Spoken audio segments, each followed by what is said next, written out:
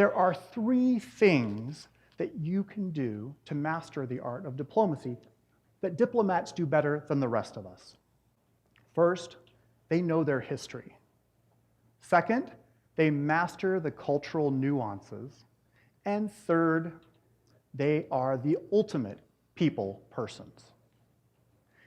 As you develop those skills, you can become someone who can let others have your way. First, history. The art of diplomacy is based on historical understanding. Now, I know what you're saying. Blah, history. Who likes that? But history is very important.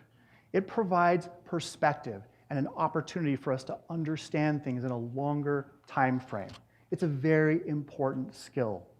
Ernest May and Richard Neustadt, Harvard historians, came up with the term thinking in the context of time. This is not to say that history tells us what to do, but rather it provides questions and critical insights and ideas that explain the cultural time or the historical epoch and the problems that we are confronting. One of the ways I like to teach history to students is through historical simulations. Some of my favorite are brokering peace in the Balkans, the Taiwan Straits, or a student favorite, the Cuban Missile Crisis.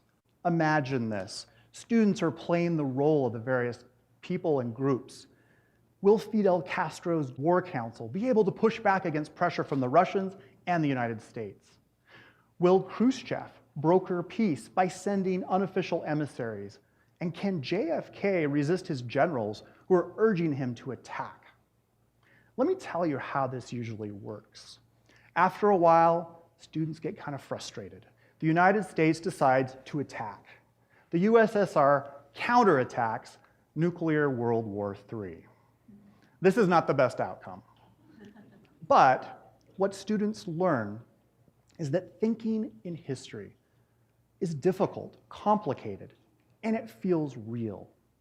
Diplomats master this skill and use it to their advantage in brokering compromise and understanding other positions. Next, culture. If you're going to work with foreign emissaries, it makes sense that you should learn foreign languages. Diplomats also master economics, politics, religion, and of course culture. So they know, why does someone put mustard on their pancake when they should be putting syrup? Or more importantly, how do you endear yourself to someone rather than offend them, especially if you're going to be party to a very lengthy negotiation?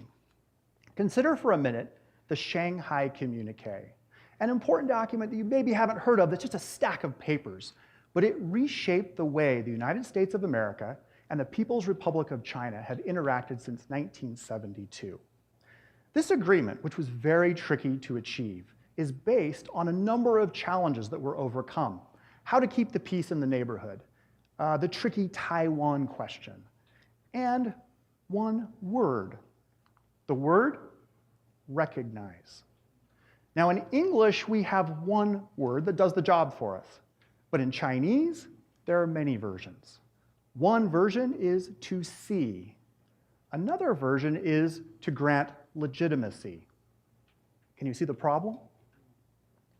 How did Secretary of State Henry Kissinger and Chinese Premier Zhou Enlai overcome 23 years of diplomatic stalemate? By understanding the culture and language differences between their countries and working toward a compromise. It's kind of the reason that some people think why you can go to Costco down the street and buy an inexpensive television, or why many of our children in Utah schools are learning Mandarin.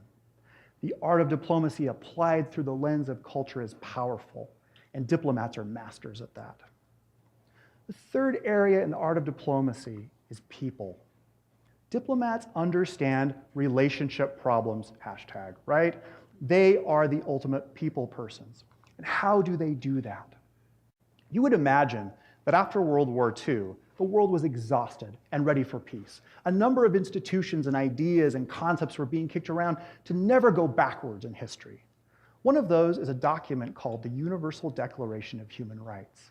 It's a general statement of principles that everyone should agree upon. It's kind of like pulling your kids in and saying, eat your dinner, clean your room, and don't punch your brother.